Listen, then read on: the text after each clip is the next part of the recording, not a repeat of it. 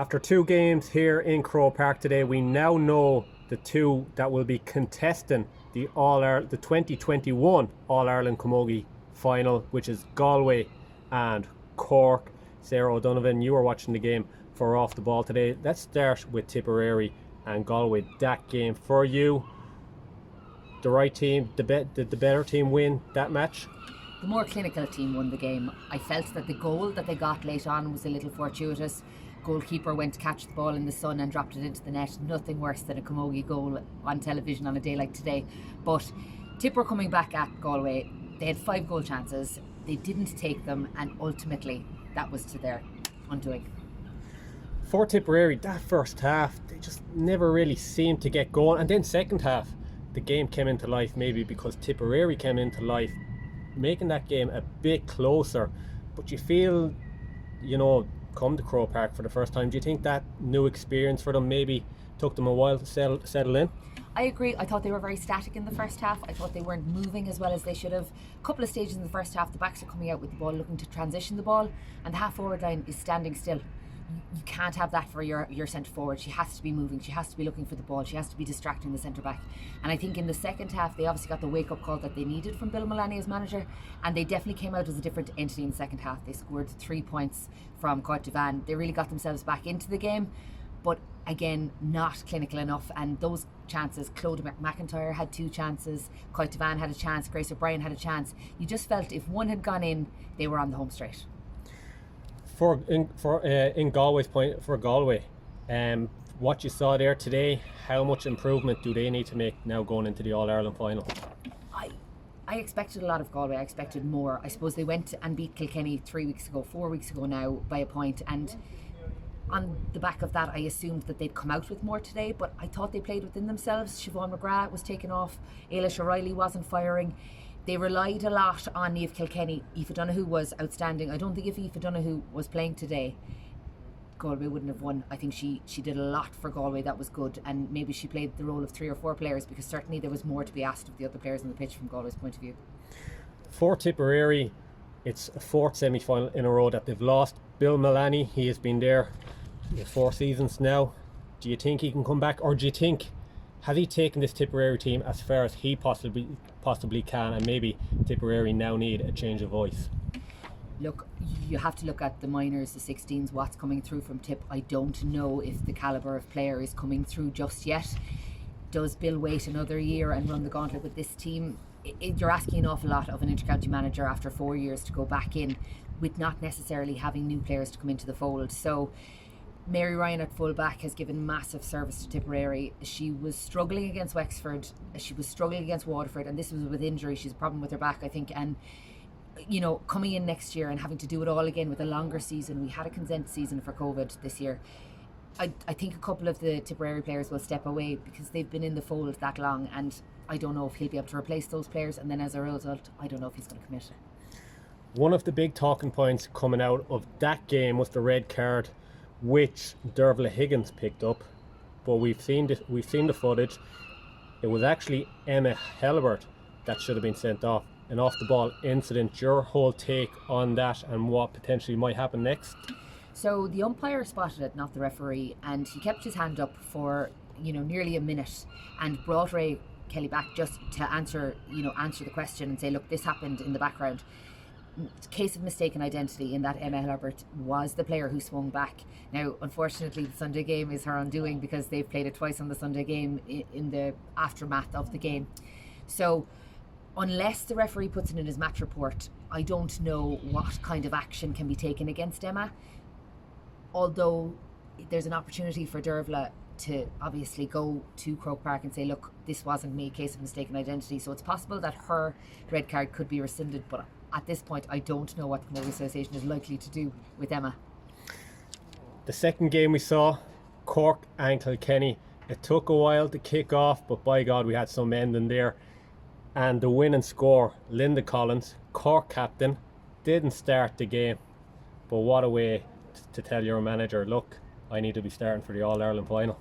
Yeah, look, I suppose sometimes managers say, look, we're keeping somebody in reserve, and she needs to be the player that we need to come on for the last 15 minutes. But for a captain like Linda, she needs to be on the field. Her team won the county last year and Linda was central to that. I think Linda would have been incredibly disappointed this week that she wasn't going to be starting in Croke Park. To have the composure to put Cork ahead at that stage, she is going to walk into training on Tuesday night, cock of the walk. She's going to be brilliant. I would love to be Linda walking into training Tuesday night to have done that for her team as captain. Your overall thoughts on that game, and even maybe looking at the two games, the standard of both of them, what were your overall thoughts? I thought the first game was much slower. I thought the second game, in terms of distribution and first touch, I thought Cork and Kilkenny were ahead of Galway and Tip. Aisling Thompson spraying the ball, Chloe Sigerson, outrageous points from around the middle of the field.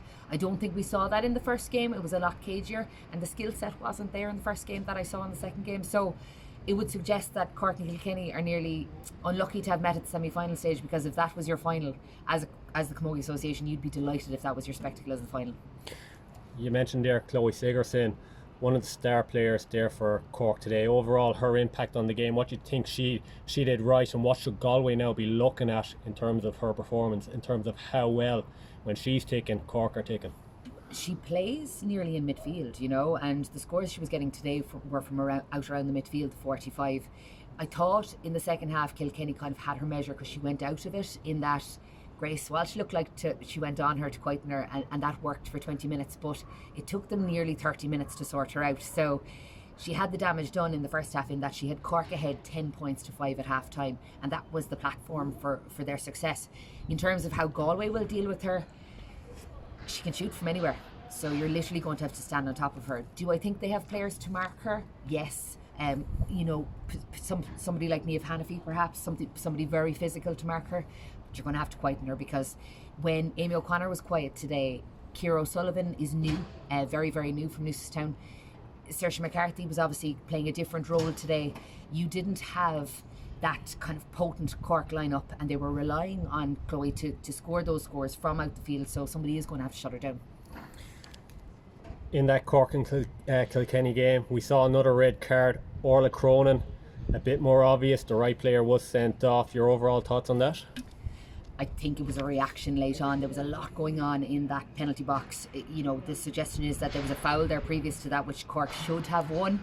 So her reaction, unfortunately, was the wrong reaction, and when you interfere with the face guard, you're in trouble, you know, and that was also shown on TV. It's hard to come back from that. The video does not lie. As soon as her hand touched the face, it was going to be a red card all day long.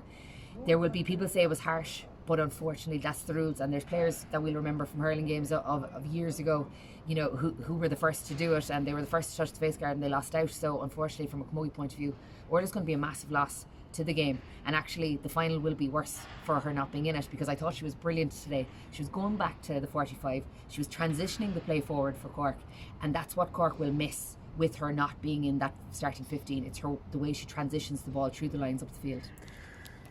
The overall look on Camogie, talking to the managers beforehand, the structure of it in terms of how the fixtures are organised for you. I know you're involved with Dublin.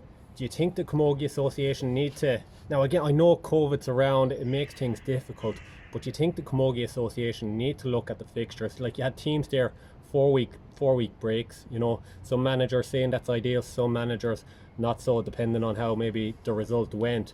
But you think overall they do need to look at the fixture structure and how it's all set up? I do. I think the competition could be, I suppose, more condensed. The competition isn't that competitive, in that we've had the same 4 teams for the last 4 years, and prior to that we've had, you know, the likes of Wexford breaking through. Dublin obviously broke through in 2017, but those are lightning moments. They're so very rare. That means that in order to bring up the other teams to the standard, they have to be playing competition week on week, so that they get to the level and it becomes almost second nature for them to be playing these top teams. That means you have to have 8-10 week schedules. You can't have a schedule stretching out over 16-18 weeks, because the lower teams, the less competitive teams, can't maintain that momentum, and they can't get a run of momentum the way Cork can. You know, they need that competition all of the time. That condensing it into one group, shorter competitions, the way the AFL does in Australia, you know, week on week, it brings players on so quickly. And finally, Sarah, we do know who the All-Ireland final contenders are for you. How much are you going to be looking forward to this now, the build up for it? Being a Cork woman now, like, you can put the biasness in here if you want. But like the buzz around now leading up to this, have we the best two teams there? Have we the best players on show? And I suppose as well, the publicity around it, like in your opinion, how much publicity needs to go into this? Like, again, it can be improved so much, but like we see the great work that's done with the ladies football. Why can't we do it with the Camogie Association as well? Well, the beauty of this is Cork and Galway are two passionate Camogie counties, and the skill set of the players involved in both of those teams will not let the side down on All-Ireland final day. So I'm really looking forward to the game as a spectacle. Cork and Galway haven't played since 2015. You know, that's a new dynamic. And they're both looking for something that they haven't had in a while. And with Kilkenny gone, it opens it up for both teams dramatically. I suppose from Cork's point of view, they've had the same management for over 10 years now. You know, he's been away from the steps of the Hogan stand for a while. It's potentially Paddy's last hurrah, you know, so for Paddy, you know, he'd obviously love to go out at this level. That's not to say that Cork would go out when Paddy goes out, because the minors won again yesterday. Like, there's a conveyor belt of Cork players coming through, which is very, very exciting, and it's important for Cork to have those players coming through, because you need to be able to plug in 3 or 4 players every year to keep that momentum going. And the Camogie Association are very lucky that Cork are so committed to Camogie, because they're the standard bearers. They set the standard.